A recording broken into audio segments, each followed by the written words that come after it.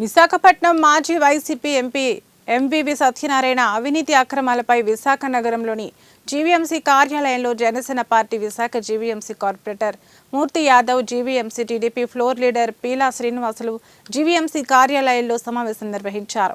ఈ సందర్భంగా జనసేన కార్పొరేటర్ మూర్తి యాదవ్ మాట్లాడుతూ మాజీ ఎంపీ ఎంవీవీ సత్యనారాయణ విశాఖ నగరంలోని మధురవాడలో వేరొకరి స్థలంలో అనుమతులు లేకుండా అక్రమ భవనం నిర్మించేశారని ఆరోపించారు. బాధితులు ఎంత మొరపెట్టుకున్నా గతంలో అధికారులు ఎవరూ పట్టించుకోలేదని మండిపడ్డారు. గత 5 ఏళ్లుగా ఎంవీవీ చేసినటువంటి భూ కబ్జాల పైన, అక్రమ నిర్మాణాల పైన పెద్ద ఎత్తున ఫిర్యాదులు చేయటం, న్యాయ పోరాటాలు చేయటం, తెలుగుదేశం పార్టీ ఎమ్మెల్యే వెలగపూడి రామకృష్ణబాబు గారు కూడా న్యాయ పోరాటాలు చేయటం, విశాఖ నగర ప్రజల ఆస్తిని, నగర ప్రజల్ని మోసం చేసే విధానాన్ని ఎప్పటికప్పుడు బయట పెట్టడం అన్నది జరుగుతున్నటువంటి తరుణంలో ఇప్పుడు ఒక కొత్త విషయం వెలుగులోకి వచ్చింది.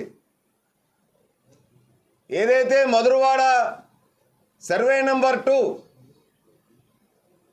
పట్టా నంబర్ 595లో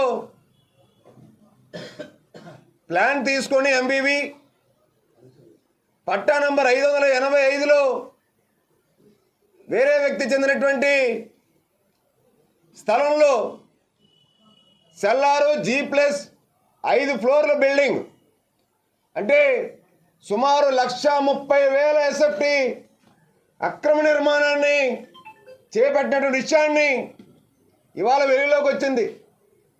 రాష్ట్ర అత్యున్నత న్యాయస్థానానికి ఏదైతే పసుపుల మహేష్ అనేటువంటి వ్యక్తి హైకోర్టుని ఆశ్రయించారో, తన స్థలంలో తనకున్నటువంటి ఉంటుండగా నిర్మాణ అనుమతులు జరుగుతున్నా కానీ ఎటువంటి అనుమతులు లేకుండా